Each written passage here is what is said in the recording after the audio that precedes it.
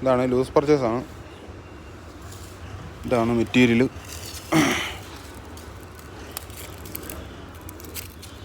ഉൾപ്പത്തിയാണ്, single പത്തിയുണ്ട്. ഇപ്പം loose പർച്ചേസാണ്, അതിനകത്ത് നമുക്കൊന്നും ചെയ്യാൻ പറ്റത്തില്ല.